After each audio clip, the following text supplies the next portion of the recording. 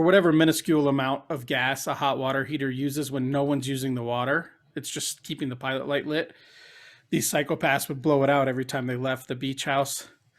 And every time I would go down there, I'd have to like get down on my belly with like a flashlight and like open the little door to the pilot light and then try to light it. But there's like cobwebs everywhere and like fucking spiders like flexing on me and shit. Like, what are you doing in my corner of the garage? So I could never get it lit. So every time I went to Rocky Point to party and stay at this beach house, I took cold showers all weekend. And all my guests did. It was known. If you were going to fly into Phoenix and drive down to Rocky Point with me from wherever in the world you lived, you're taking cold fucking showers the whole time you're in Rocky Point because Unbelievable. it's unbelievable. No. Now there's like a chirping. Do you have a hamster in there on a wheel? Oh, I've got a cricket now.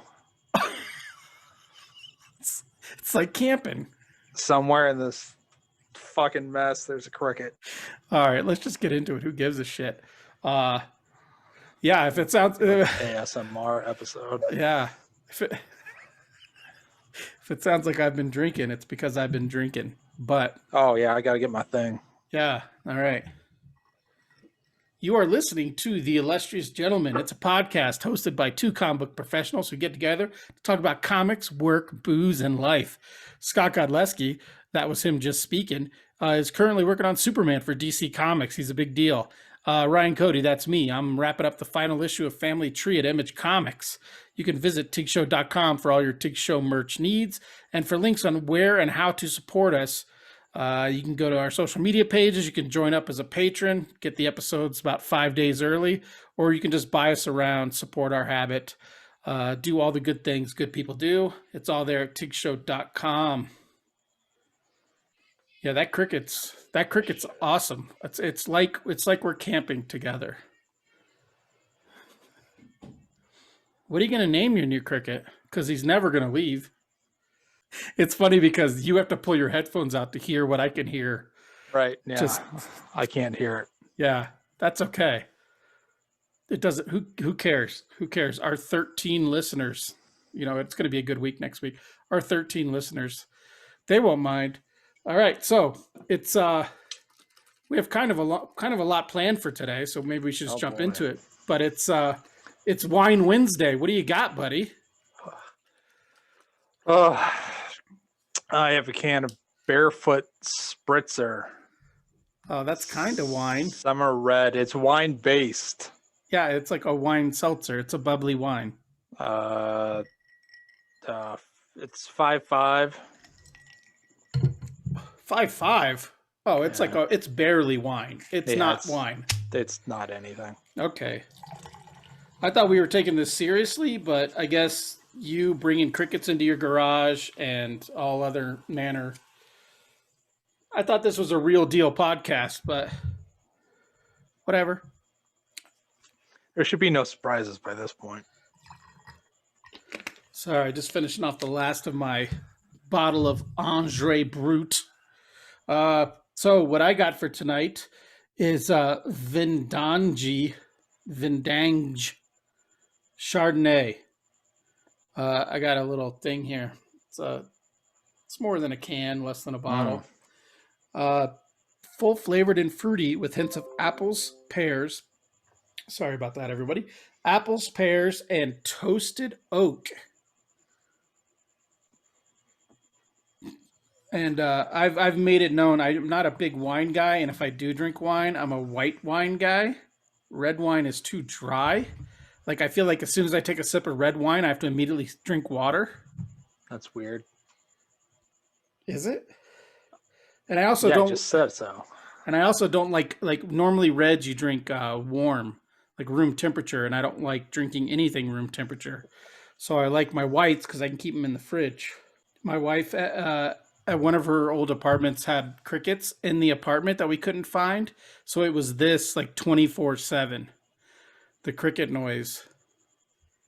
It's cute when you're camping, or it's cute when you want a certain vibe and you want to, light a fire and drink some of that whiskey from Colorado that the commercials make it seem like you have to drink when you're camping. But it sucks when you're on like a Thursday at 3 a.m. Yeah, this is the first time this has happened. I mean, what? I don't know how many. I've done more than a handful of shows in the garage. So, Yeah, they're always a fun time. percentage wise, Sure. it's unlikely. Yeah, but also he just like won't shut the fuck up. Like it's nonstop. It's not like a chirp chirp. Well, now he's Yeah. quiet. No, I hear him. I'm just. Nah, I threw something over there. Yeah. He's not having it. So I'm drinking a Chardonnay. It smells like a white wine. I don't really know the difference here, but you got a spritzer. So yours is essentially like a seltzer with wine, like a wine seltzer. It's a bubbly wine. It is. It's carbonated. Yeah. All right. Oh, and mine, because I got a proper wine, is like, hang on. Not. I got it here. It's, I don't know. I can't see it, but it's a proper wine. So it's like a 12 to 13% alcoholic beverage. You know, real deal, Holyfield, as they say in the streets. Yes, that is what they say. Two questions I had for you before we get into the shit tonight is first thing, how are you liking your new lap pad thing you got for your iPad? Yeah, good, fine. Is it good? Is it beneficial so you can rest your whole forearm on there while you're drawing rather than like a pillow or your leg or whatever? Yeah, I guess that's true. I could fit about half of my forearm on there, but it frees up my left hand, not having to hold it underneath or grip it somewhere around the edge. So you're saying you can do other things with your left hand while you draw comics? Right. I can do other things. Cool. Yeah, there's certain things in life that it's important to be ambidextrous with. So having your left hand free is a good thing to have. Play Mario Kart with my left hand. Yeah, I mean, just to have your left hand lying around doing nothing, it's a good thing. And like what's an asshole? And what's that thing called again? In case anybody who works on an iPad wants to get one. Oh, the Sketchboard Pro. Sketchboard Pro. Yeah, I saw Mike Norton talking about it a while ago. I don't know who else is using them, but anyway, yeah, it's cool.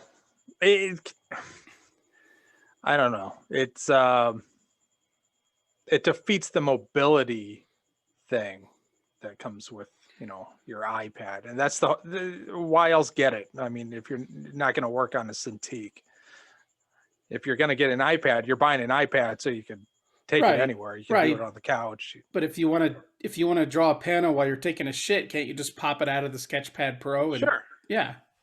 Yeah.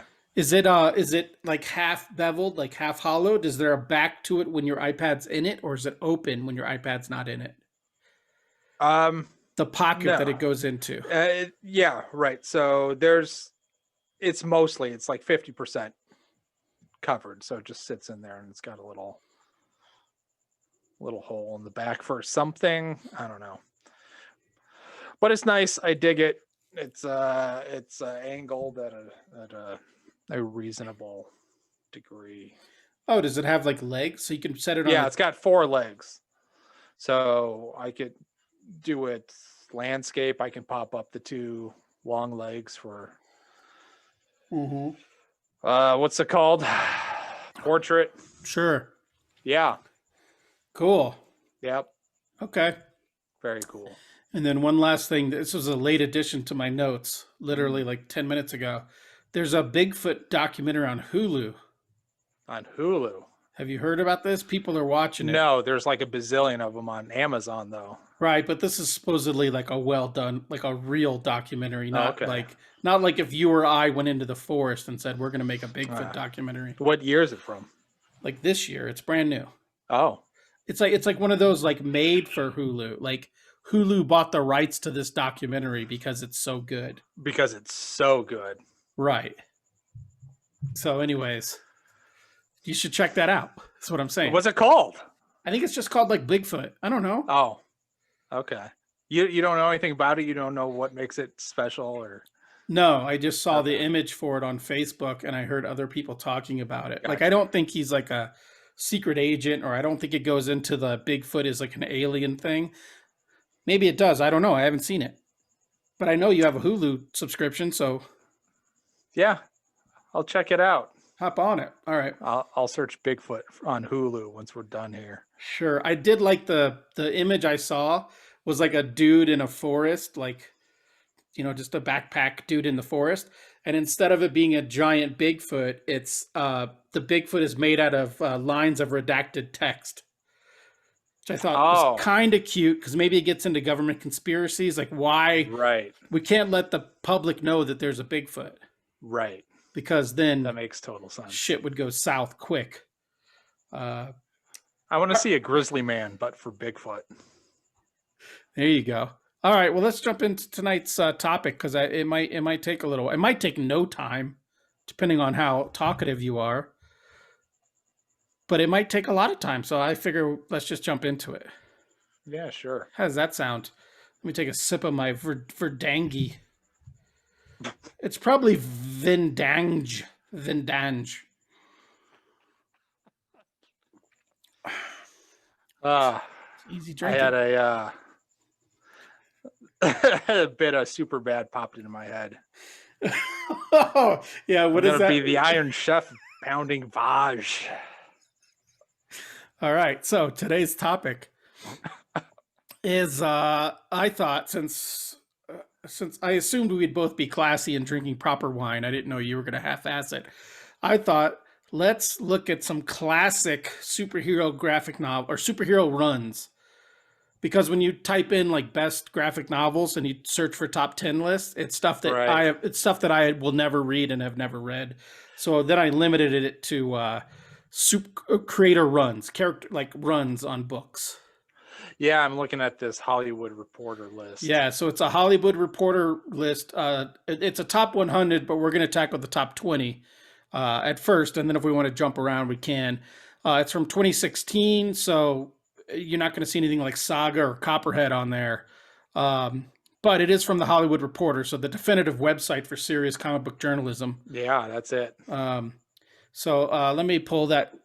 Now I got. Is there one of those? Maybe Comics Beat or the Comics Journal. Maybe something like that. But let's jump into this, and then as we go through it, we'll just give our personal hot takes. Okay, so what is the title of this list again? I scrolled down to 20. So did I. Know. Now I got to scroll back up. I think it's top. Hang on, I'll do it. I just want to know 100 greatest superhero comics, but it's basically lists. It's basically runs, graphic novels, runs, that kind of thing. It'll come more into focus as we go through it, but it's essentially writer artist runs or writer runs, that kind of thing.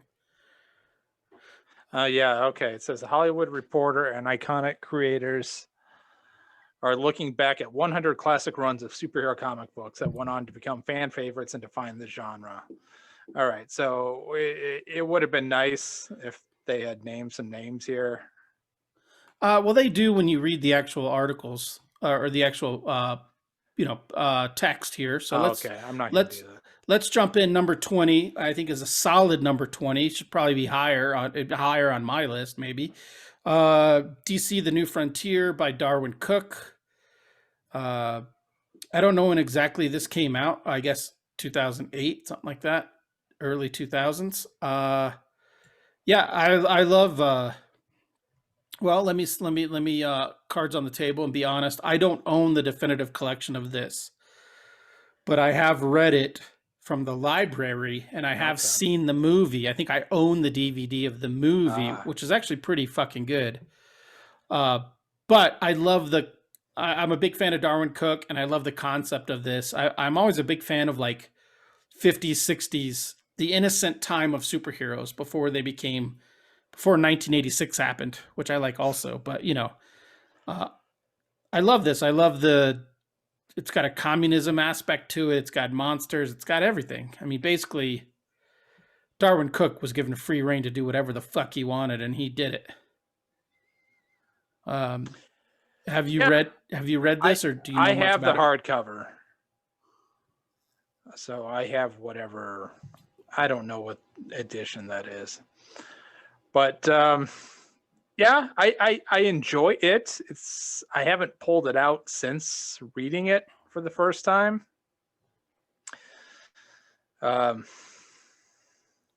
It's got that great imagery of it's in the cartoon as well, of Wonder Woman being taller than Superman. So when they confront and stand toe to toe, she's basically like, I don't need a man or whatever. She's bigger than him, and I just love that.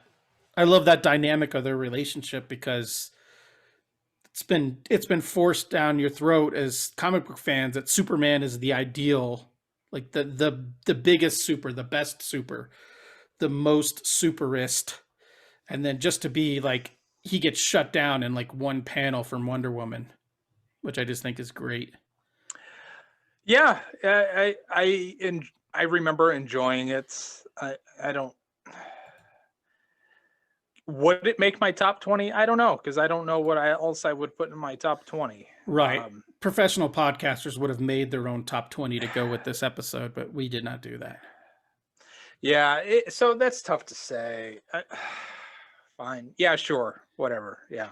I mean, Top it's 20. to me it's This is the 100 most important comic book stories of all time, superhero stories of all time. right according to the definitive Right. benchmark, the Hollywood Reporter. Yes. But yeah, I part of the reason I like this so much, I like the New Frontier so much, is that they just gave a creator on a work for hire gig and let him do whatever he wanted, and that's almost unheard of, in modern Yeah. comics. So that's why I like it. It's Yes. it's as close to a creator-owned book as you're going to get from DC, Okay. Yeah. You won me over. featuring their characters. All right. Yeah, some of these we're going to breeze through because some of them I don't give a fucks about. Speaking of, number 19, The Kree-Skrull War by Roy Thomas, Sal Buscema, Neil Adams, and John Buscema. Other than it being one of the cards in the Marvel Series 3 trading card set, I don't know anything about the Kree-Skrull War. No, and even as far as like the MCU goes, I dislike anything having to do with the Kree and the Skrull in the MCU. I lose attention immediately when a Skrull shows up on my screen. They're talking today. Some casting news came out about Secret Invasion, and I'm drawing a blank. Could be the bottle of Andre Brut, but I'm drawing a blank on who got cast in Secret Invasion for the Disney Plus. It's a pretty big actress, and I'm just like, I don't care because it's all going to be Skrull Kree. Like I don't care about any of that for whatever reason. Because I was an X-Men guy, I didn't give a shit about the Avengers. I don't know. They'll make you care. They bring you in and they just wrap you slowly around their fingers. Yes. God damn it, Johnny! I said I wouldn't cry. But yeah, I mean, there's nothing particularly wrong with this. I mean, Roy Thomas, the Buscemas, Neil Adams, there's got everything going for it. But I've never read it, and it's not something I'm going to put in my mental bank to go track down. Yeah, I don't have a particular affinity for any sort of cosmic stuff, be it Marvel or DC. Yeah, no, I agree. That's funny because you're drawing a cosmic. Or you're not drawing a cosmic story, but you're drawing a space story right now for DC. Everyone should pick up Superman. If you have the list in front of you, why don't you take? Why Sure. don't you go ahead? Yeah, I'll do 18. 18's great. Yeah. I totally agree. Batman Year One by Frank Miller and David Mazzucchelli. Totally. I would. This is probably in my top 5. Well, didn't we do this on an episode of Book Club on this program? Probably. Yeah. Top 3 maybe. Yeah. Yeah. Just great book. I like this one better than Dark Knight Returns. Yes. Yeah. I think we did a This whole is episode. the one devoted to this. Batman story that I would choose. If I had to pare down everything on my bookshelf and I could only keep one of everything, this is my Batman story. Yeah, it's so good. I mean, Mazzucchelli, it's funny because even as a kid, like we've talked about this on the show before, like I knew I was supposed to like Kirby when I was a kid, but I didn't like Kirby until I got much older. I knew I was supposed to like certain guys, but I didn't like them. I was an Image kid, But even though Mazzucchelli, especially on this book, is more of like a John Paul Leon or an Alex Toth style on this book, That's not something I would have been attracted to when I was 12 or 13 or 14, but I was attracted to this book. Like, it just, everything works so perfectly in this book. Like, it's dynamite. Yeah, totes. And the colors are crazy good too. Uh, I think it's the Lynn yeah, I think it Varney's is. watercolors. Yes. Fantastic. Yeah. Just fantastic. And the idea that it's a Batman story that's not about Batman, it's great. Yeah, and it was kind of the first adult, maybe it might have been one of the first adult stories I read where you have the uh is this the one where Catwoman was a prostitute, or is that Yeah, in Dark? Yeah, so you have yeah. Catwoman as a prostitute, you have Jim Gordon cheating on his wife.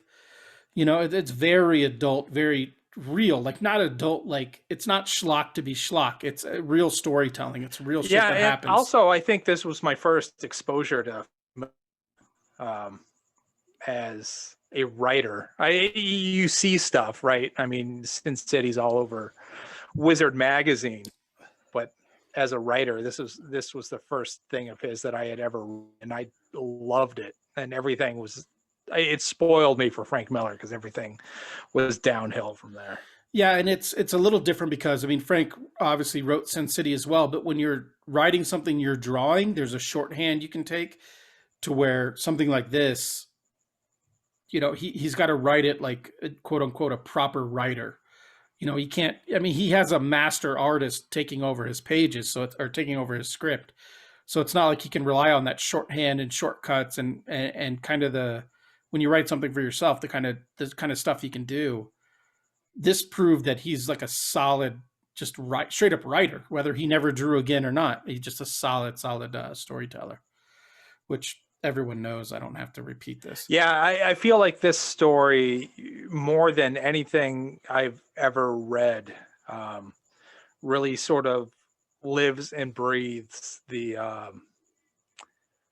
idiom that what is it? Brevity is the soul of wit.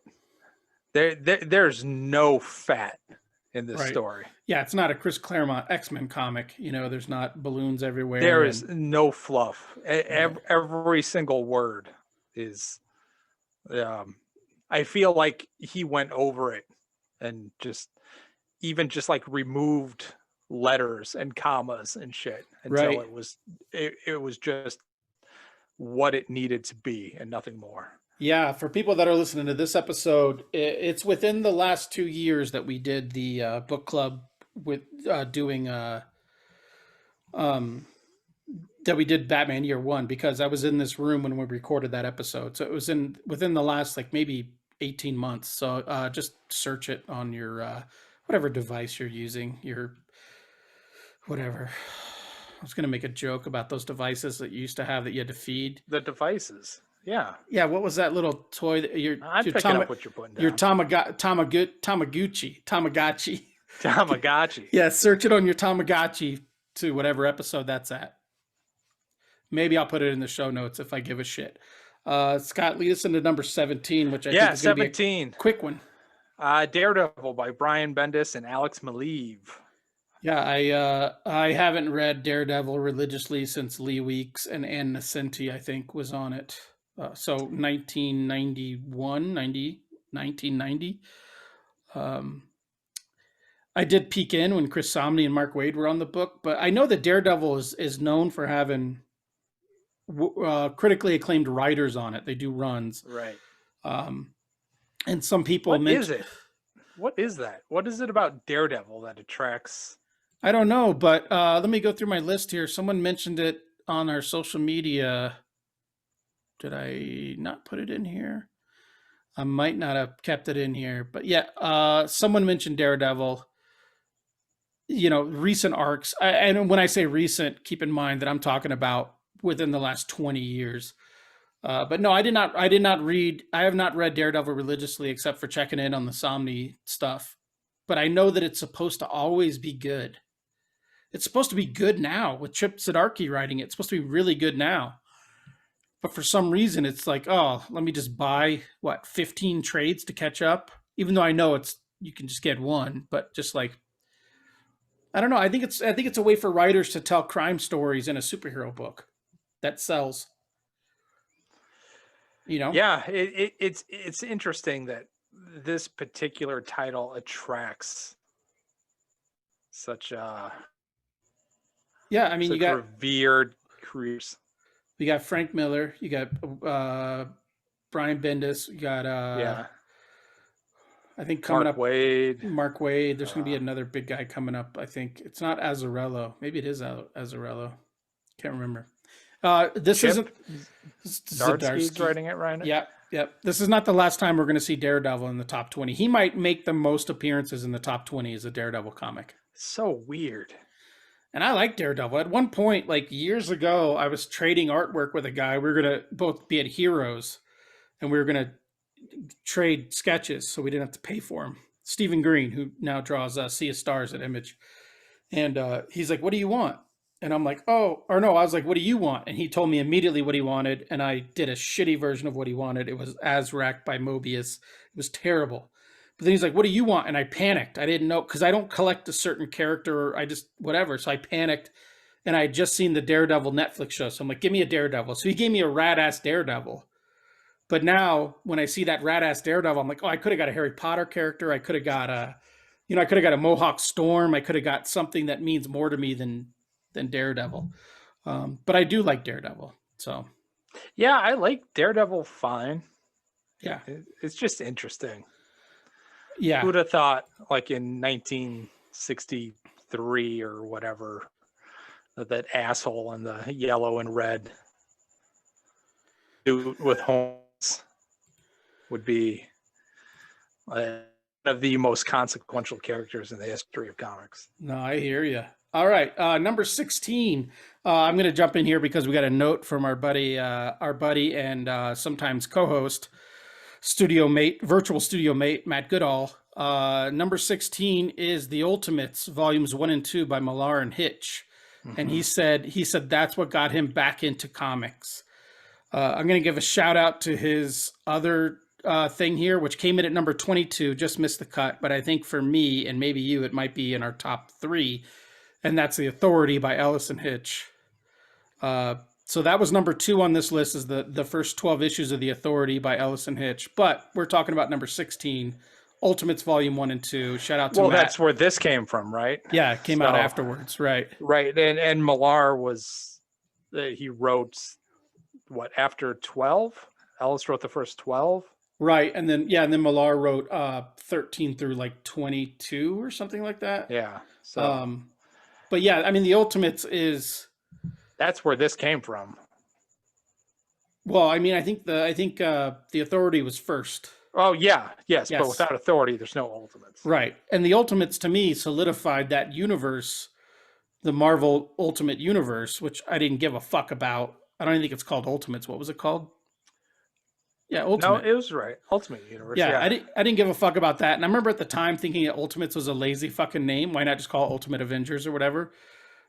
But I mean, I do love the first 2 volumes of the Ultimates. Like you got the Hulk eating people, just like they're using them as like a weapon. They drop them from the ship or the plane, whatever the fuck you want to call it. Right. Cap pushes him out of the plane. Yeah, when he's Bruce Banner, because he knows he'll die if he doesn't turn into the Hulk. Because Bruce Banner doesn't want to turn into the Hulk because he might kill people.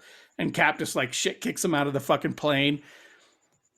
It's great. I mean, yeah, I love it. I mean, it has one of the best lines, maybe in all of fiction, but especially all of comics, when Captain America points to his skull cap and says, "Does this A stand for France?" or something like that? Isn't that what he says? Yeah. Right. Oh, Jesus. Yeah. Great. Yes, I agree. If you're going to, this is where people like to parse out like the MVP debates in sports. This book deserves to be this high on the list of 100 most important superhero stories, because like the Matrix, it shapes 20 years worth of comics after it. Right. And kind of like sports, like Cy Young was a good pitcher for his time, but he wouldn't stand the test of time now.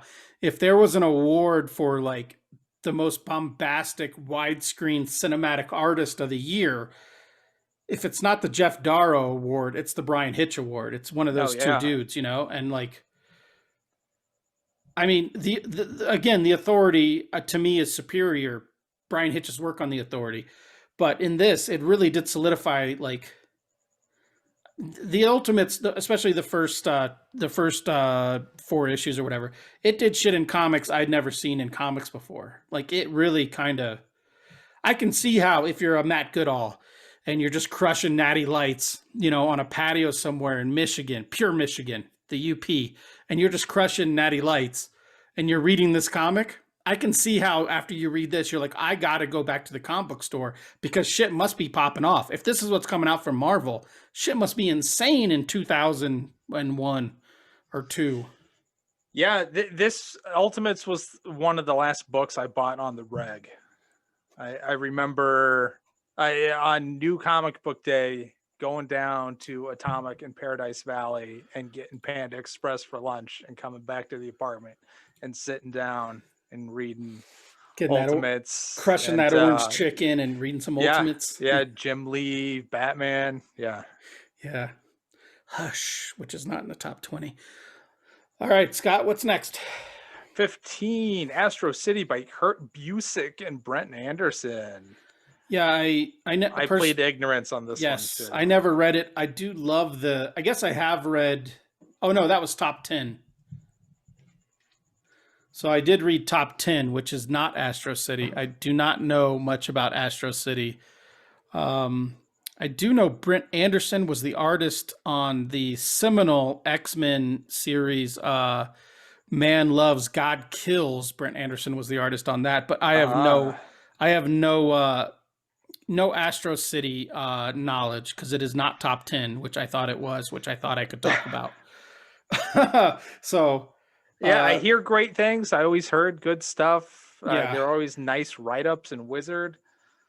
It's just one of the ones I never got around to. It's mostly because I'm probably a big 2 snob. Yeah. And if it's not superheroes from DC or Marvel, how good can it really be? Sure. So moving on. Number 14 is, I think, before both of our times, Amazing Spider-Man by Jerry Conway, John Romita Sr., Gil Kane, and Ross Andrew. Pardon me, the gas is hitting up.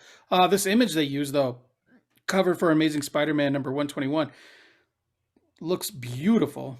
John Romita Sr. But yeah, this is way before my time. And even when I was like reading comics at like 12 and 13, I was like, why does Peter Parker dress like it's 1960? Like, because they were still stuck on this. This is how the way a Spider-Man comic looked in 1965 was how a Spider-Man comic looked in 1985. It just looks so dull and lame until McFarlane took over. Yeah, that's a good point. I mean, just looking at this cover, can you imagine what that ass would look like today? Dead ass. There would definitely be more. It'd be super rendered. Super rendered. There'd probably be like stitching lines and pocket lines. Yeah. Yeah, you could bounce a quarter off of that. Yeah. I mean, it's a great cover. Don't get me wrong. I mean, it's. I wish more comics did covers like this. Like tells a whole story just in the cover. But yeah, before my time, right. and nothing. It's like a movie trailer. Right, and something like this. If I was going to go back to investigate and spend time on something like this, I would want to go back and get it in like a prestige format. Like I want to see the pencils, I want to see the paste ups, I want to see the tape marks, the whiteout. I no disrespect to Jerry Conway's family or Jerry Conway himself, if I'm sure he's still alive. I don't care about. I just want to look at the art and just kind of see like this is where people evolved from, or this is kind of what jump started like a certain genre of superhero comics. So I could get into it for that. I'm going to quit talking before I put myself into a corner here. But well, I'm reading the blurb underneath it for the entry, and it's fascinating because Jerry Conway was 19 when he took over Spider-Man. Oh, Stan was like, I'm exhausted. Is there someone who can do this? This is the creative team, though, that did the Gwen Stacy backbreak snap. But I mean, who better to be writing Spider-Man besides the 19-year-old? Yeah, sure. All 19-year-olds at that time had cameras and wore turtlenecks and blazers because that's what it was back then. But yeah, I mean that they let's go through it real quick. Gwen Stacy died. Mary Jane became more of a character. They introduced Frank Castle. Ooh. Ooh, like just solid. I'm sure a fantastic run. Just not something for me Yeah, at the time. it's of its time. Like Yes. Ultimates is now. You know, I don't know if I were to crack open Ultimates right now. I don't know how well it would hold up. Oh, I disagree. I think it would totally hold up. Are you crazy? The art would be great. I don't know that. I don't know that I would find the story not insufferable. That's true. I can sure. I'll agree to that. What's next, buddy of Th- mine? 13 Marvel's another one by Kurt Busiek and Alex Ross. Um, I, yeah, I would put this particular book on the list just because of the impact that Kurt Busiek and Alex Ross had on comics post Marvels. This is the book that launched them. And while I think it's a good book, I don't think it's a top 20. The book itself, if you're going to judge it on its own merit content wise, I don't think it's a top 20 most important comic. No, I don't. The only thing this book particularly means to me is that they're going to make Kingdom Come. That's the only thing this book does for me is that it was a precursor to Kingdom Come. I never read it.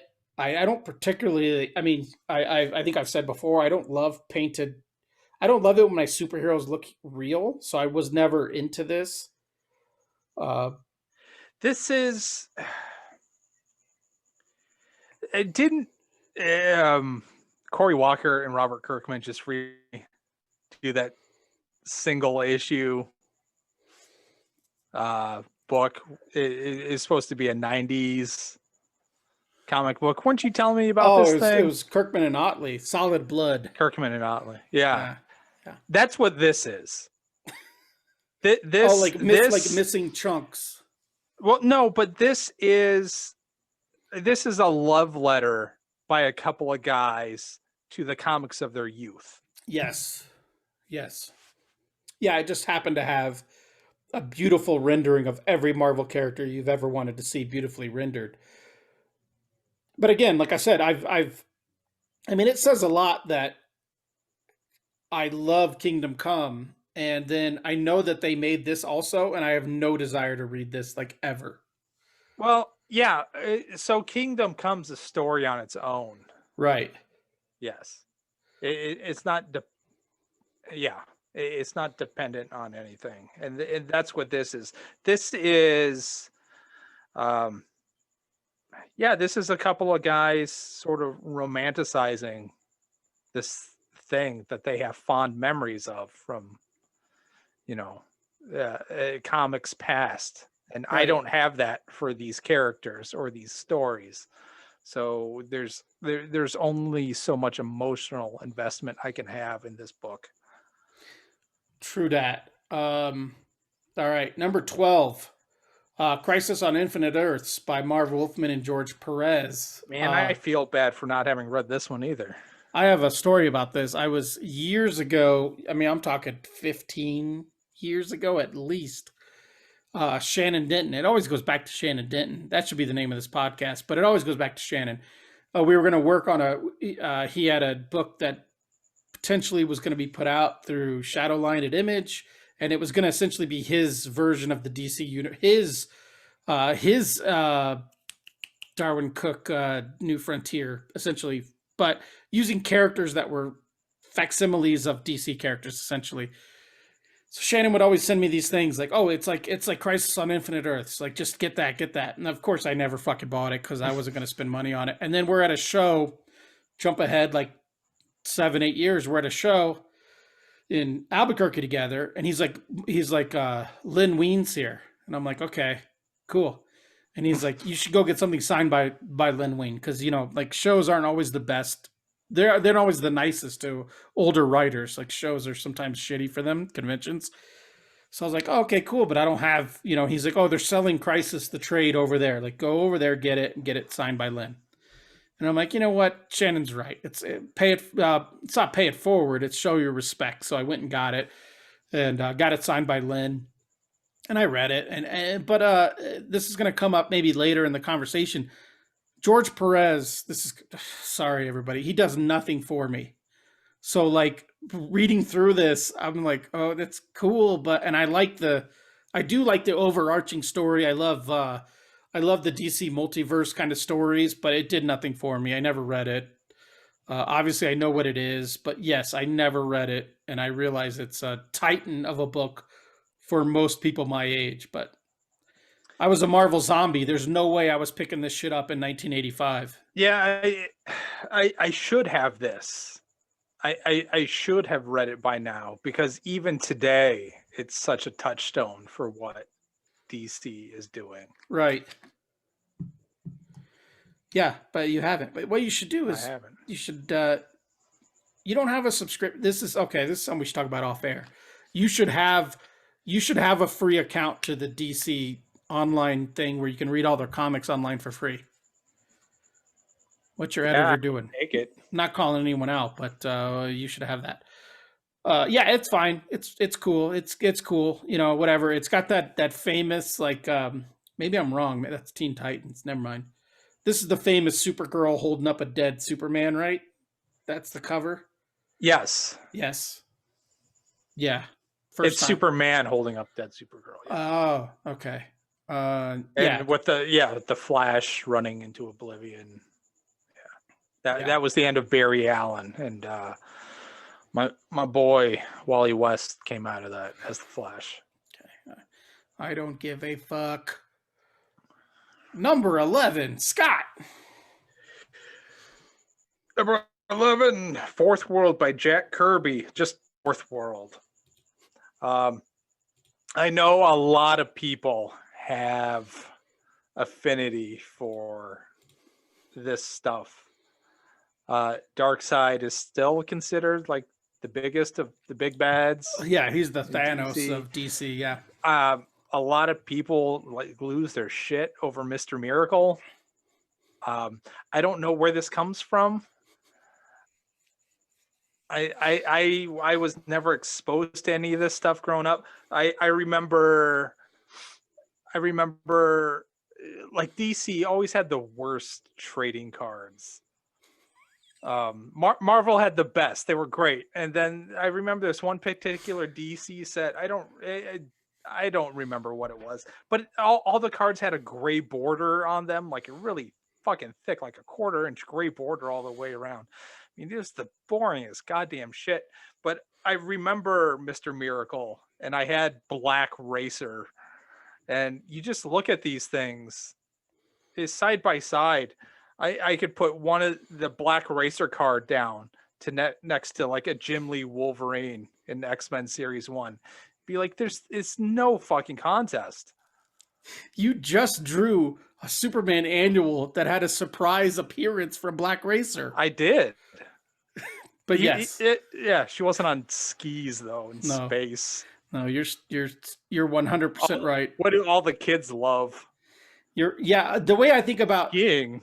The way, again, Fourth World, I have a habit, and this is gonna encompass this entire episode, envelop it, if you will, is if it was before like 1987, I did not go back and read it. I will not track it down. I have not tracked it down.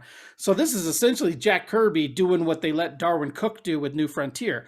They're like, come over here and just do whatever the fuck you want to do. And Jack Kirby's like, I like to do lots of fucking things. So this is what this happened. And I get it. That's awesome. If you're like a Kirby guy.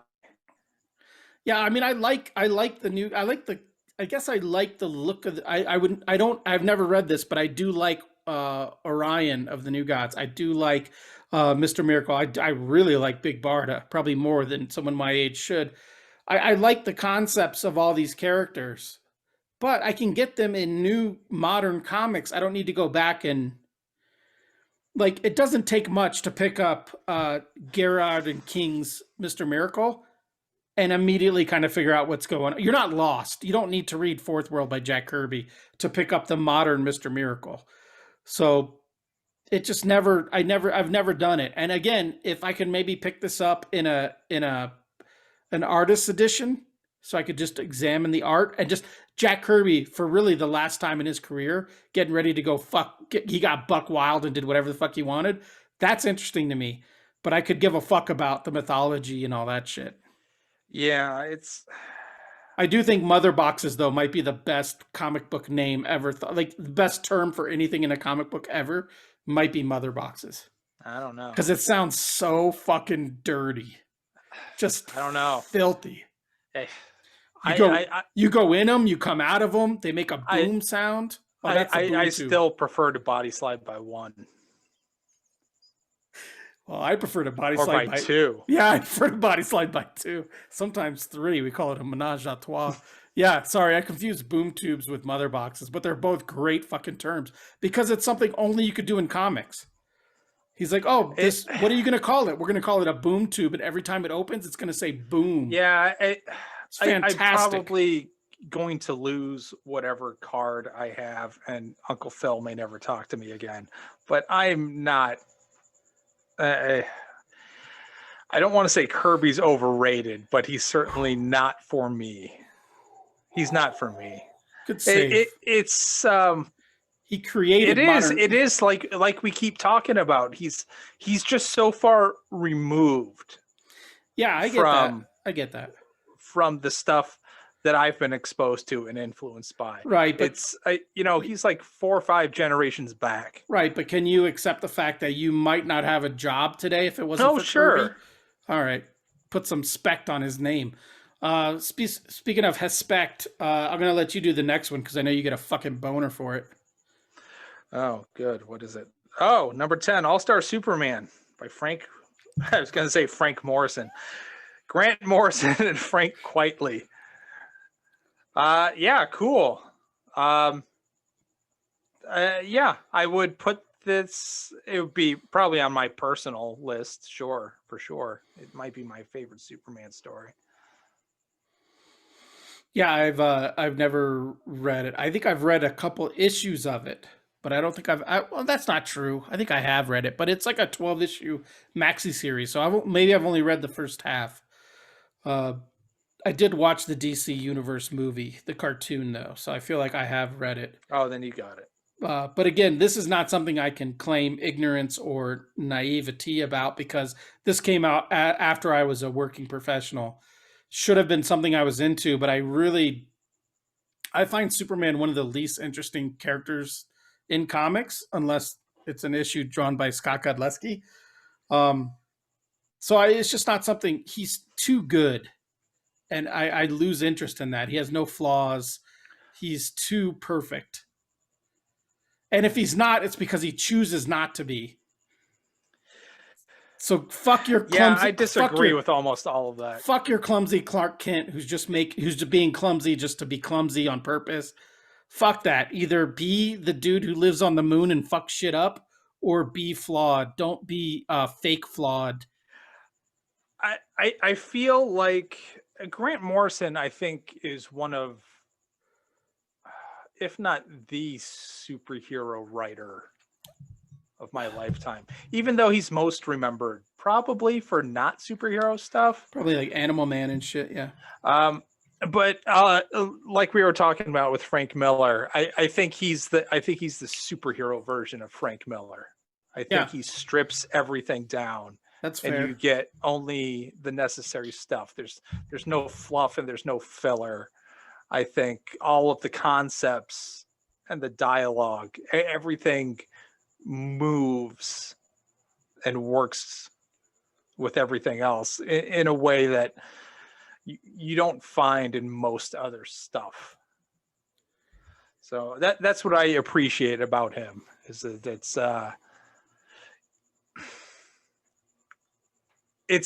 when I explain it, it sounds boring and stupid. It's Yeah, like it meat does. and potatoes Yeah. sort of comics, but it's like the best meat and potatoes you ever had in your life. Yeah, it's like when people talk about like southern cooking or home cooking. Like maybe they had better southern cooking, but I grew up eating southern cooking whenever I went back to Georgia, and it wasn't great. And maybe it's just because my relatives can't cook to save their fucking lives, you know. But there's nothing special. But the one part that is special is like everything tastes better deep fried, and they learned that, and so everything is deep fried. So maybe All Star Superman is the deep fried version of Superman. It's the cream of the crop, which is rises to the top. Yeah, it's Don't eat no pig because a pig is a cop. during the period that Mark Waid left Flash, Grant Morrison and Mark Millar co-wrote a 12-issue run. It was amazing. Was that a Ringo run or who drew that?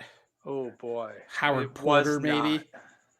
I Jim do Calafiore? remember being a little disappointed in the art. Maybe a I'd Jim have to dig them Calafiore. out. Yeah, it doesn't matter. I get it. So this is I guess the best way to and this is what someone who asked me if you were going to read only one Superman run, I would probably tell people you should probably read this because it's considered the definitive Superman run. These 12 issues. Yeah, I'd agree. Yeah, except for that one Superman issue that Joe Kelly and I think I want to say Herman, might be German, Garcia drew, where Superman and Wonder Woman go off into Valhalla and fuck for 20 or 2,000 years or something. But they don't. That's right. That was the whole thing. That's right. That's right. He had blue balls for like fucking 2 epochs. I thought you were going to say the other one, the other Joe Kelly issue, 775 with Doug Monkey, where it was speaking of Manchester Black. Oh, they that made was fun the of first the appearance of the Elite. right. Also a DC animated movie that I've seen. Whatever happened to Truth, Justice, and the American Way, I believe was the title of the story. Sure. Fantastic. Just great. Manchester Black fucked it to death. All right, I'm going to jump in here. Number 9. Ultimate Spider-Man. Todd Schumann chimed in on social media, said he could not be a bigger fan of the Ultimate Spider-Man issues, especially number 1 through 13. I think you could. Well, I mean, he couldn't be. I could. No, you could. I think you could. I mean, I could. You could probably be a bigger fan. Again, for this website, though, something I've noticed that they don't. Like if you were to get half of your face tattooed in the Spider-Man mask. So these images are. It does say Mark Bagley. They do give credit to Mark Bagley. This is not a Mark Bagley drawing on this particular website for this image. It's I think it is. It's Mark Bagley pencils, and then some dude painted the fuck out of it. And then way up higher in this list, this tell you the great, the power and the respect that the Hollywood Reporter puts on this. Spawn shows up here on like number 50 or 53 or whatever, and they used an animated still from the Spawn cartoon instead of a Todd McFarlane drawing. This is a legit list. Legit. Ultimate Spider-Man. I think I wrote this on social media when I responded to Todd. Thanks, Todd. I checked in and out on this, and it was fine. It's fine Superman stories. But people seem to love this reboot of Spider-Man. And I think it's just because they didn't want to go back and read the early Spider-Man. Because it's the same thing, right? Essentially, kind of. Well, you don't want to look at the Steve Ditko art. I think that's what it is. Yeah, because it's not like the Ultimates. It's not like it's Miles Morales at this point. It's not really revamped that much. It's pretty much exactly what Peter Parker always was, a science nerd who got powers. Right. Yeah, this is Friends era Spider-Man, and that's what people wanted. Yes, they went to Central Perk. He still wore tank tops to appease the fans of John Romita Sr. But the image they used here really does sort of encapsulate my problem with a lot of the Ultimate stuff. It's just the garish presentation of a lot of it. The covers always bothered me. I mean, Iceman wore bandana like 20 years after bandanas were cool. Cargo shorts. Fucking Iceman wore cargo shorts. That the same line that created the Ultimates that had a great run had Yeah, Iceman wearing this was cargo the comic shorts. line where middle-aged white men, this is what they thought kids sounded and looked like. Yeah, so hang on. This is some dude from some Amazing Spider-Man Talk podcast. This is what he says. Their take on the character wasn't a fresh coat of paint. It remains the most fleshed out and emotionally resonant interpretation of Peter Parker to see Brent, particularly due to Bagley's emotive faces and iconic superhero poses. So he's basically saying it's better because Bagley is a better artist than Ditko. Sorry, Tim Seeley or whoever's listening to this who's going to get mad at me. I didn't say it. This fucking Dan Gazovin said it. But yeah, it's just modern comics. It's It modern goes to comics. show how timeless the Spider-Man story is. Yeah, If you can just take, like this reader says, they didn't really remark on the story. No, it's emotionally resonant. But it sounds like he thinks they did give it a new coat of paint, and that coat of paint was Mark Bagley. Yeah, and also, I mean, they probably didn't draw the webs under his armpits, and they're like, "Oh, it's a fresh take on Spider-Man." Right. Yeah, let's move on. Let's see, at number 8, I thought I had a note He for. probably also didn't wear a dress shirt under a sweater vest at Right, school. right. He didn't have 5 layers before his Spider-Man costume. Number 8 came up on our pal Ed Harris's list. Miller, Jansen, Mazzucchelli, Daredevil. This is the second time Daredevil showed up. I don't think it's going to be the last. But the website calls it Daredevil by Frank Miller and others, because that's how artists want to be listed. In number 8 of the top 100 seminal runs, they want to be listed as others. Yeah, et al. Yes, but yeah, I should check this out. I have to plead it this one too. I don't know anything about Frank Miller's run on Daredevil, but given my affection for Batman Year One, yeah, I think this was I should check this out. I think this was immediately before that. Mazzucchelli and Frank Miller did a Daredevil story. I'm blanking on it. I can't believe I'm blanking on it, but as one of the best villains. Hang on. Oh, Born Again. Yeah, where you got Nuke, who's like Nuke's like running like makeup under his face, like give me a red, give me a blue, because he's about to fucking murk some people. Yeah, Born Again's great. I thought we might have done that on a book club, but I think we've only done 1 or 2 of those, so probably not. Born Again is classic. Born Again's like the Karen Page, just got back from doing porn. She's like a heroin junkie. It's dark as shit. It's great. And oh yeah, so Born Again was released the same year as Dark Knight Returns. Frank Miller had a couple years there where he was untouchable. Yeah, it's all good stuff. Yeah, it's going on my short list. Yeah, you gotta, especially if you've never read Born Again, it is fucking great. Daredevil's been outed. He's sleeping in a fucking the bottom of like a nun, like a nun's taking care of him. Spoiler alert, it's his mother. Nun's taking care of him. He's all beaten and broken. Yeah. Yeah, it's essentially the show. Yeah. It's great. The one thing that resonates with me about this story, to bring back a word resonate that we just said a couple minutes ago, is this was written in the time where like you would see on the news like, oh, that guy's a gangbanger, he's worthless, or this girl is a prostitute, she's worthless, all this stuff. And in this story, Karen Page tells Matt Murdock, I've done things because I was, she had a drug habit. She's like, I've done horrible things. And he says, it doesn't matter. None of it matters.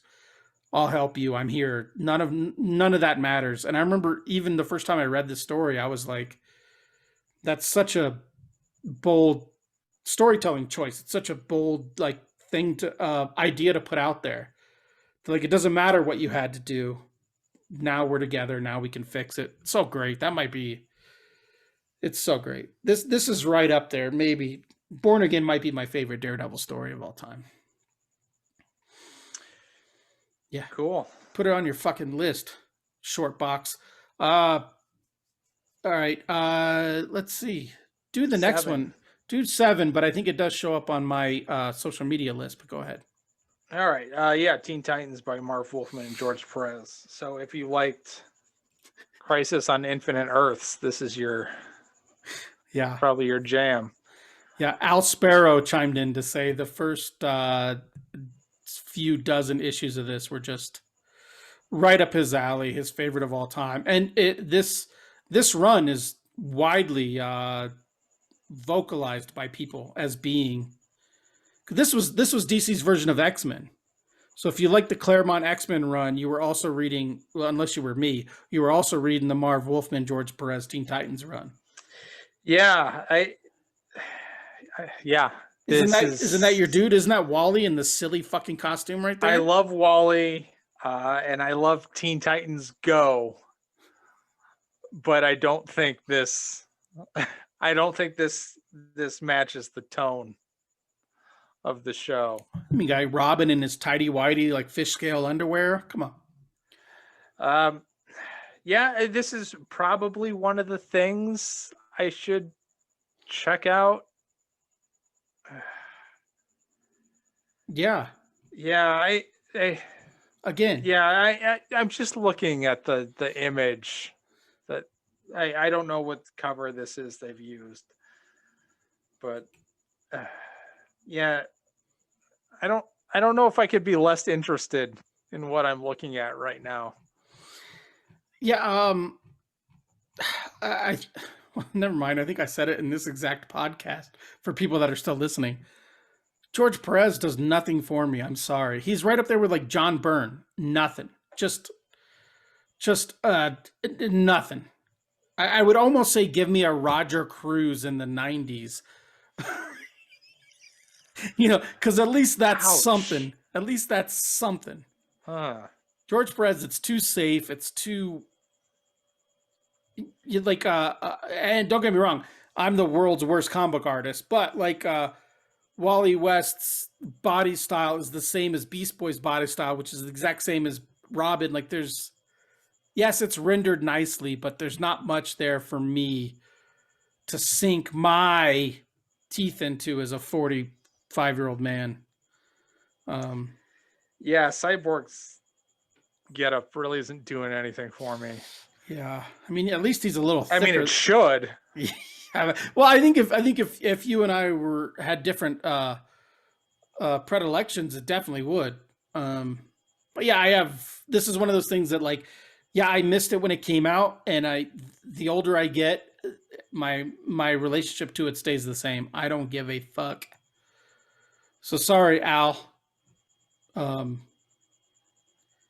Yeah. Yeah.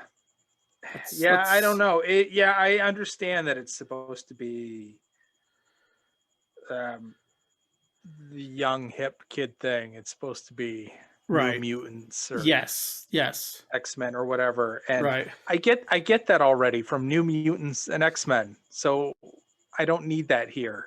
Yeah. I do like the idea of a sidekick spinoff book, but there's really only 2 sidekicks on there. It's not like Superboy's in there. It's not Young Justice, which I also could literally give a fuck about, but whatever. I'm a Marvel dude. Speaking of being a Marvel dude, let's move on to number 6 that me and Jim Hanna have giant boners for. Claremont and others X-Men, but specifically, I think for me and Jim Hanna, it started, our little erections, our little pee-pees started getting a little vertical with the Chris Claremont and Mark Silvestri and Dan Green. Oh, vertical. Run. Yeah, vertical. Right into your belly button if you're lucky. Yeah, I mean, Chris Claremont, Mark Silvestri, Dan Green. Woo, what a time to be an X-Men fan. And this is right when I got into fucking comics. So you give me that Claremont X-Men, you give me that Claremont Excalibur, give me some Captain Britain, some Nightcrawler. Fuck, man. I'm all in on all of it. And it lasted for a while. Silvestri, Jim Lee, Joe Mad. I mean, there was like, and then you had Alan Davis even before Silvestri. There were like 100 issues. Throw in some John Romita Jr. There were like 100 issues where 99% of them were drawn by top tier motherfucking A-class artists. And I made a joke about Claremont's word balloons earlier, but I swear to God, I loved Claremont. I probably have more. I probably have 3,000 comics, and I would bet a good fucking 800 of them might have some tie to a Chris Claremont X-Men universe thing. Like that was all I gave a shit about, dude. Yeah, like this dude wrote the franchise for like 20 years. He's like the dude who led the fucking Lakers to like X amount of championships. Yeah. Yeah. I get it. And it totally deserves its spot here. It might even be ranked higher on the 100 most important superhero comics. Right. Could be a couple notches lower towards number one. I don't have again, I don't have a particular connection to Chris Claremont. I started getting in just as he was getting out. So you were getting in the Fabian Nicieza, Joe Kelly, Joe Mad era. Yeah. I think the first X-Men issues that I bought off the stand were Andy Kubert issues. But I mean, I went back and I looked for all the Jim Lee stuff, and I have all of that just because it is what it is. But yeah, I coming into comics, he was already on Sovereign 7. Ain't nothing that was wrong his with thing. Ain't nothing wrong with some Dwayne Turner. Dwayne action. Turner. That's right. Ain't nothing wrong with that book. Yeah, Chris Ivey on inks, I think, if I'm not mistaken. Yeah, so Jim Hanna mentioned this on our social media page today. And I told him, like, oh yeah, Claremont, he gave me the nibble. Like, that was my weed. That was my marijuana, was a Claremont Silvestri X-Men joint.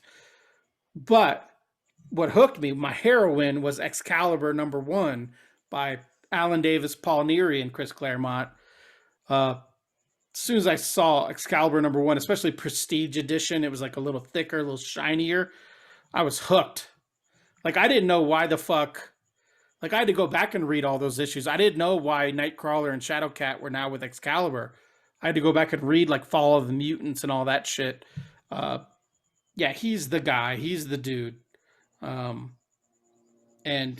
like I said, for like 12 years, every A-list artist on the planet worked on that book. Like, I mean, yeah, fuck a George Perez. I had a Mark Silvestri, like, step off. I had a Jim Lee.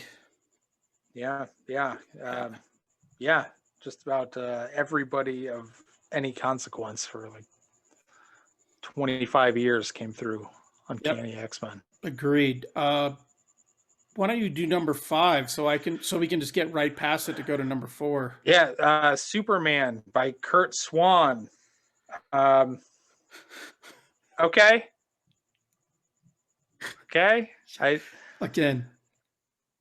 I appreciate it. I enjoy the covers of the time. I might look at a collection of those. What I can't really imagine myself sitting down and getting through an entire issue of one of these. Right. Agreed. Just because, like Teen Titans, I don't really have any. Yeah, it's before our time. We shouldn't interest. have to apologize. I'm not compelled. Yeah, I feel like I find myself wanting to apologize for the one listener who's like, "How dare you not like Kurt Swan?" But yeah, it was like 20. Yeah, if you're not 85, you don't really care either. Right. Speaking of, if you're not 85, things you don't care about. Amazing Spider-Man number 4 on this list. Spider-Man by Stan Lee, Ditko, and Romita Sr. and Gil Kane. Like, again, this issue looks exactly like the one from 1985 that they were just talking about, like a couple spots, but it's all boring to me. So I don't care. I'm sorry. I'm sorry. Yeah, I don't get the love for Steve Ditko either. No. He created Speedball. No, well, I take it back then. Yeah. My second favorite Speedball. I love John Romita and I love Gil Kane, but I'm almost completely neutral on Steve Ditko. Yeah, and again, these stories, like you were just mentioning, on they don't do anything for me as a kid growing up in the late '80s. Just move on, move on. Number three, which is something that does resonate, I think. Number three, Scott. Yeah, one from 1986, our favorite year. Dark Knight Returns by Frank Miller. This isn't the origin story for this book, him sitting on an airplane or something and realizing that he was about to be older than Batman. Oh, I don't know if that sounds 1,000% probable. Yeah, the first line here: Frank Miller made Batman cool again. Yes, yes, he did. Um, you mentioned earlier, year one is probably your favorite Batman story. This might be the second, might be most people's second favorite Batman story, if not their first favorite Batman story.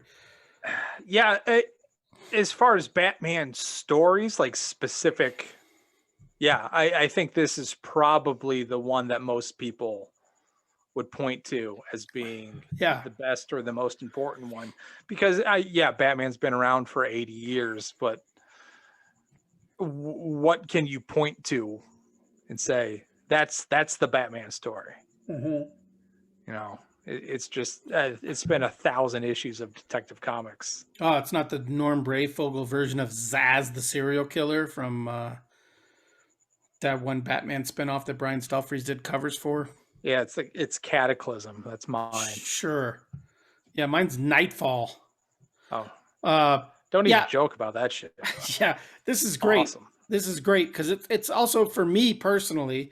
It was the first version of like legacy, almost legacy characters that I saw. Like, oh fuck, Batman's old, but he's still rad as fuck, and Superman's a dick. Which in real life, Superman would be a dick. Like it's like everything clued in. Like the everything works in this. I like it. I'm super bummed that they did more versions of this, like sequels to this.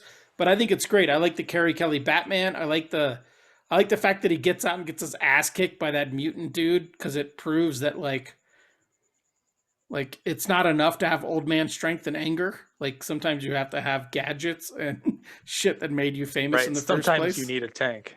Yeah, sometimes you need a fucking tank. Yeah, it's great, and politically, if you read it and look at the political undertones, it's as present today as it was in 30 years ago. Um, yeah, it greatly deserves its spot as number three on this list, and I think it might be a little low, especially once we get to number one. But we'll keep that under wraps for listeners. It's fan fucking tastic, and I'm sure the two people listening to this have already read it. Um, Number two is something we've just recently talked about, Scott. So Sure. Yeah, yeah, Two Watchmen by Alan Moore and Dave Gibbons. Um, we've touched on Watchmen multiple before times. in other Yes, episodes. yes, While it's something we can appreciate and enjoy, it's not the thing that has uh, shaped our interest as comic book fans or professionals. yeah, I think it is something that's very much of its time. It had done something that you hadn't seen before, and like Ultimates, it shaped the next 20 years of superhero comics. yeah. I 1,000% agree with it's seminal in its work, and it should get every accolade it gets. And also, I don't ever go back to it for any reason. I've read it like twice, and it's not something like it's not on my inspiration shelf. It's not like I understand how great it is, but it doesn't draw me back multiple times to reread. And Yeah, yeah, while I say I understand how great it is, I do think it's one of those things that got carried away with itself. It's something some asshole. It's something like Seth Rogen in 1998 would have talked about like, oh, I love the Watchmen at a party, and some asshole with a martini and an olive would have been like, oh, tell me more about that. Like it's a bragging party kind of book, but Right. it I is still a remember good book. buying it just to have it. Yeah, because you're a dipshit if you don't fucking have it. Right. Yeah, I have a copy of Mouse. I have a copy of Mouse because if anyone ever came over to my house, I'd be embarrassed that I didn't have it. And I think it's amazing. I think it's great. I've read it, but it's not for me. I have a very specific thing that I want in my comic book world, and Watchmen kind of hits that and kind of doesn't. Um, again, I mean, fuck. When this book came out, I was 11. Cut me some fucking slack. What am I supposed to do? You know, I was just learning how Yeah. to jerk off when this book came out. I had more important things going on. Yeah. I enjoy a lot of the stuff that it was that,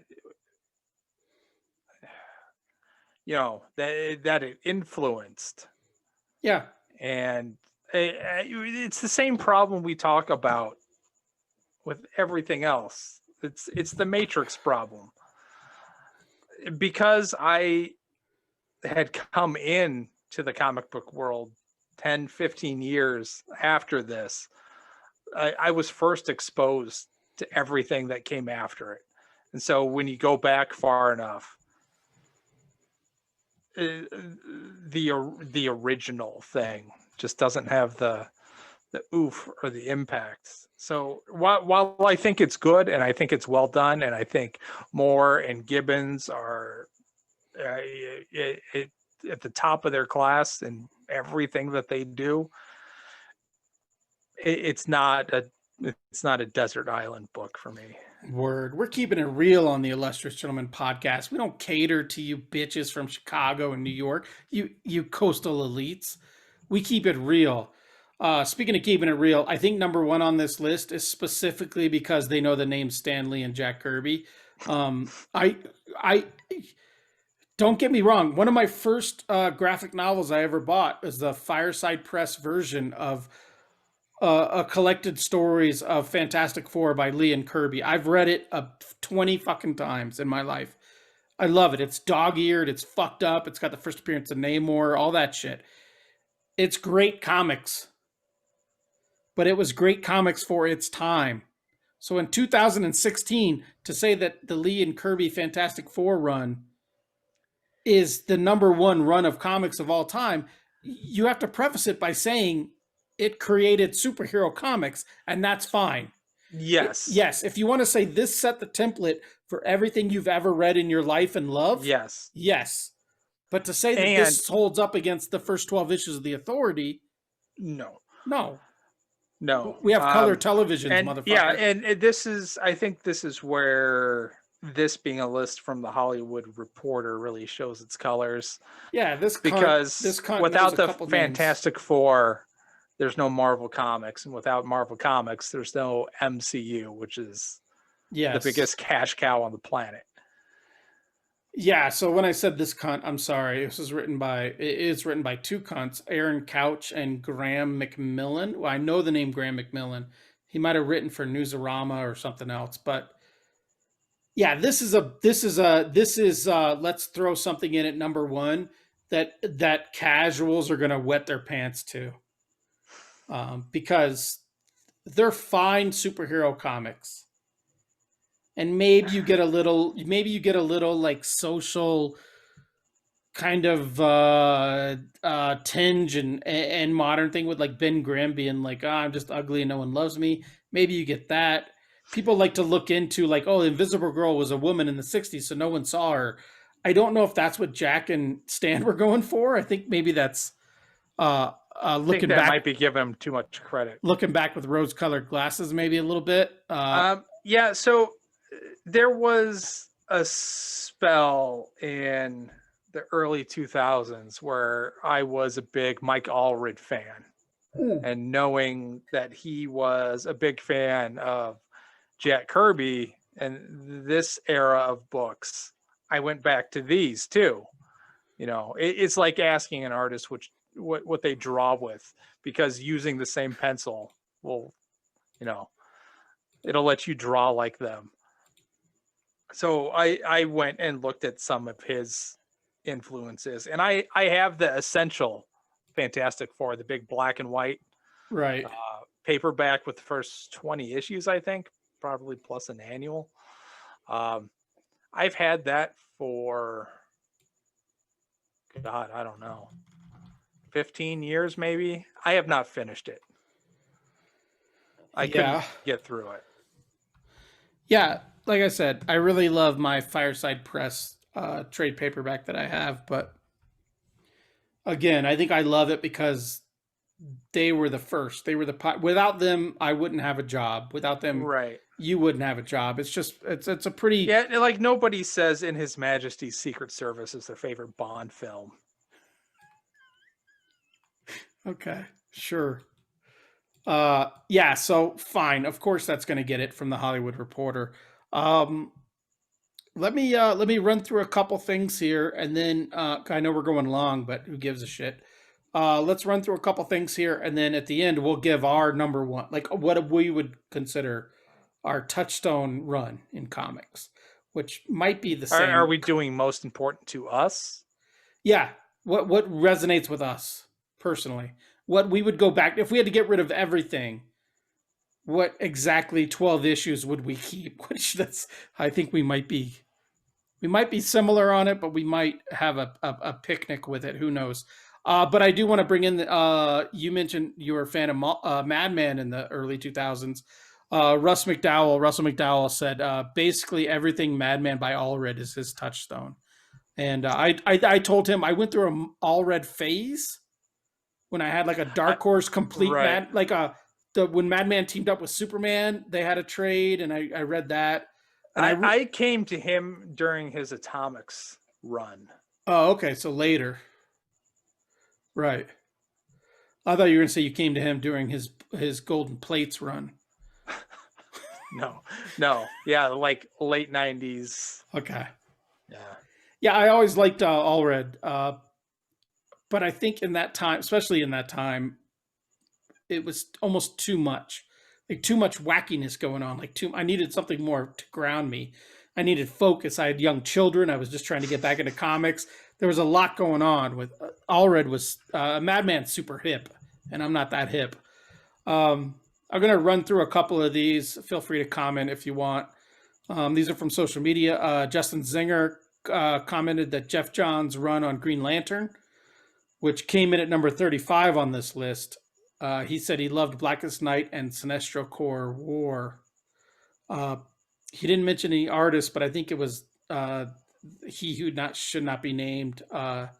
Ivan Heiss and Doug Mankey maybe was in on that too.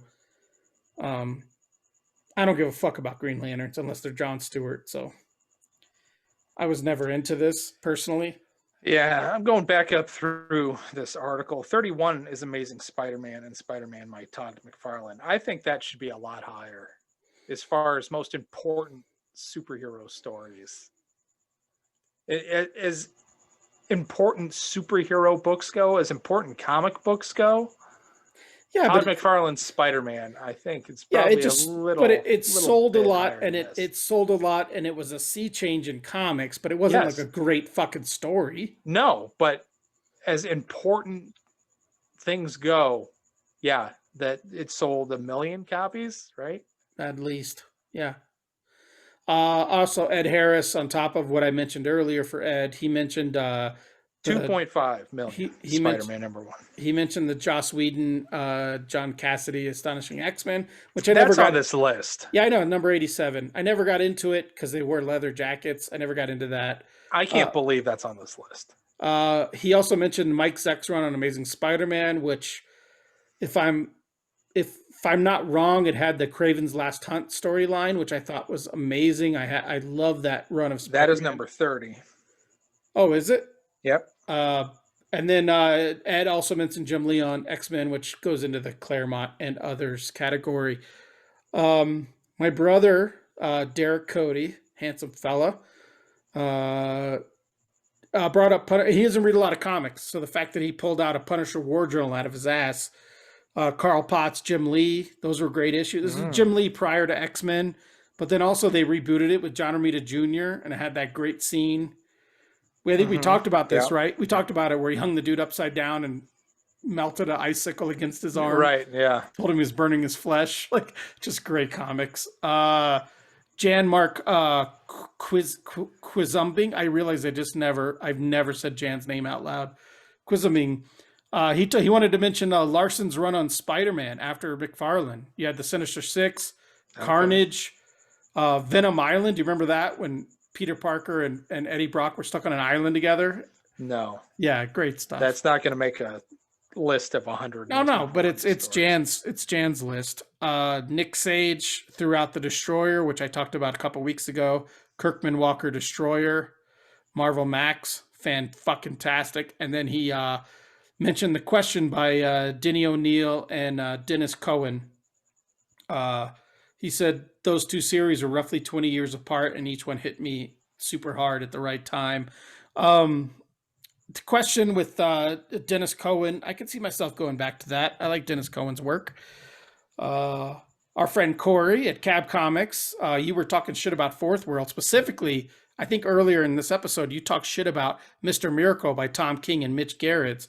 I didn't talk shit. But Corey loves it. It's Corey's favorite comic of all time. Cool. I can't believe you talk shit about it. What's up, Mitch? Text me back when I text you. What up, bro? And then lastly, Jay Wilson, friend of the program. Good guy, Jay. He mentioned Denny O'Neil, second mentioned Denny O'Neil, and then Neil Adams' daughter of the Demon Arc in Batman. And he said, that's the first time I'd ever seen artwork like that. So the first time he made a mention, he noticed like how much artwork adds to comics was the daughter of the Demon Arc in Batman. What are you coming across there, Scott? I'm done with all my notes now that we're approaching our. It's funny because this list is bookended by Fantastic Four. Sure, Number 100 is Fantastic Four by Tom DeFalco and Paul Ryan. I remember when they had the helmet and the. Yeah, I remember buying some of those issues at the time. Yeah, because I really wanted to like the Fantastic Four. I wanted to, but every month I was just bored to tears.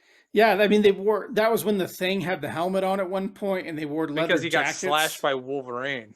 Oh, really? And they wore leather jackets and shit. Oh, and Invisible Woman had the chest cut out. Oh, well, of course. Why not? Yeah, I'll scroll through this really quick. Number 95, Wildcats by Joe Casey and Sean Phillips. That was good. Astounding that it's on this list. But it was good. I liked it. Shout out to them. Yeah, I'm not saying it's not good, but this is such an eclectic list. I don't get it. Number 90, Invincible. Yeah, totally agreed. It should be here. Super long run by 3 great creators with some great colorists.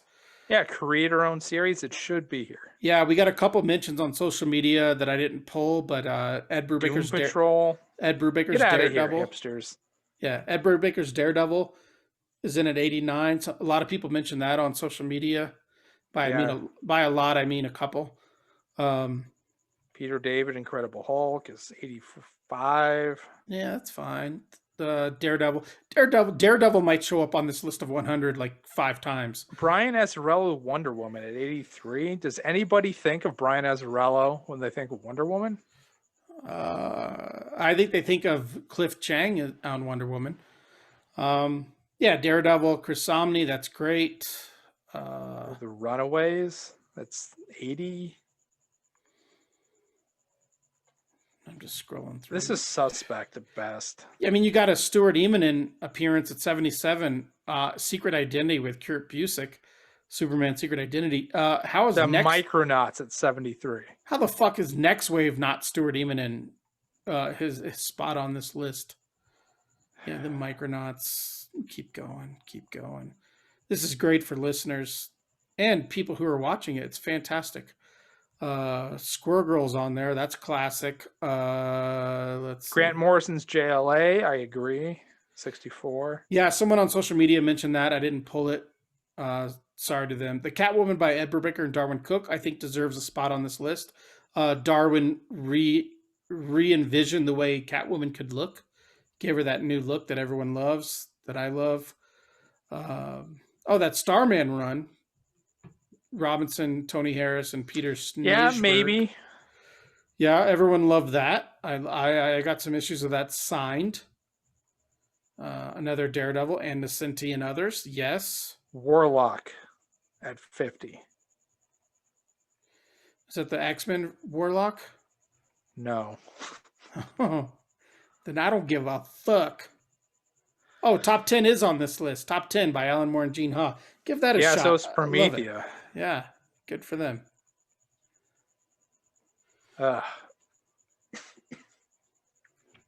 Anyway, whatever. We're way too long. Yeah, we're going along. I do want to point out someone on Twitter mentioned Grant Morrison and Steve Yeoman's Zenith, which was a 2000 That's AD on comic. here.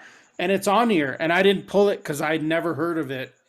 But shout out to that dude on our Twitter account who, if you give me 2 seconds, I'll tell you who it is. Because he deserves a shout out because what a pull to be at... oh, shit. Hang on, I got to switch Twitter accounts. Too many Twitter accounts. Dan Mimbiella, you're the big winner for tonight because you pulled Zenith and it showed up at number 44 on this list. So shout out to you, brother. All right, I do want to point out that the Authority came in at number 22. I want to say that again. It should be much higher. I do think the first 12 issues, Warren Ellis and Brian Hitch's Authority. If you want to talk about comics that shaped 20 years of comics. I think that should be much higher than it is. Yeah. Certainly for the majority of my comic reading lifetime. Yes. That might be... For people our age, yeah. That might be the touchstone book. Yeah, and I'm a little surprised with some of the stuff that's on there. I'm a little surprised that Powers isn't on there. Because if you want to talk about a super hit indie comic... Yeah. Oh, for sure. Powers should be on there because personally, that's what brought me back into comics. That mixed with the. How is The Walking fucking Dead not on that list? Yeah, 2016. There was already a TV show. The Walking Dead should be in the top 10. That had been on TV for 6 years at that point, maybe. Hey, Hollywood Reporter, take your list of 100 influential comics and shove it up your ass. No, John Byrne, Man of Steel miniseries. Whatever. Oh, yeah. Just tweeted us what they missed. Yeah, sure. Scott, how was your wine, not wine? And next time you say I'm getting wine for the show, we're going to have to clarify because I could have got not wine for the show like you did. It was totally drinkable. Yeah, that's the problem with wine. It's actually more drinkable than beer, and we've been doing beer for 200 fucking episodes. Yeah, I did a couple of them here, and it's good. Yeah, it's not anything. I'm not thinking about it. I'm not considering, Oh yeah, what's in my mouth. I'm not parsing out anything. I'll make you consider what's in your mouth. All right. Well, let's. So good. Yeah, 3.5. 3.5. There you go. Yeah, I always forget how much I like me on wine, especially white wine. Because I really like me right now. I think I'm crushing it. Good. I think I'm doing things. I think things are happening in me that are good. Happening. I mean, it could have been the full bottle of champagne. I mean, it's not real champagne. It's California champagne, which essentially makes you a liar because it can't exist. California champagne's not a thing. It's like Ryan Cody's run on Uncanny X-Men. It doesn't exist. So it could be the bottle of that I drank, but we're going to go ahead and toss it to our friends at Vendange Chardonnay. I really do. I think for a while I tried to hide the fact that I really enjoy white wines because I was trying to be like manly and drink like IPAs and shit like that. I really enjoy white wines. Yeah, at a certain point, you got to let go of that shit. Yeah, this is super. I mean, you got to enjoy what you enjoy because who knows how long you got left to enjoy it. Yeah, I don't get the apples or the toasted. Yes, hopefully soon. I don't get the apples or the oak, but I do get the pears. And then a lot of people think Chardonnay is a little buttery. It's like the heaviest of white wines, I would guess you would say. Hmm. It does look a little like dehydrated urine, but it's totally drinkable. And shout out to them because this bottle of 500 milliliters, or sorry, this uh, box of 500 milliliters was way less than an IPA. Oh, and it's 12.5%. So Nice. it's essentially like drinking a pint of That's it. 12.5% imperial stout for 350 at the grocery store. It's available everywhere. I want them to sponsor the show and maybe sponsor me personally in life. I'd wear Vindanji Chardonnay. I'd wear Vindanji shirts. Be an influencer. Yeah, yeah, Vindanji snapback. Maybe some Vindanji slip-ons, whatever kids call them now.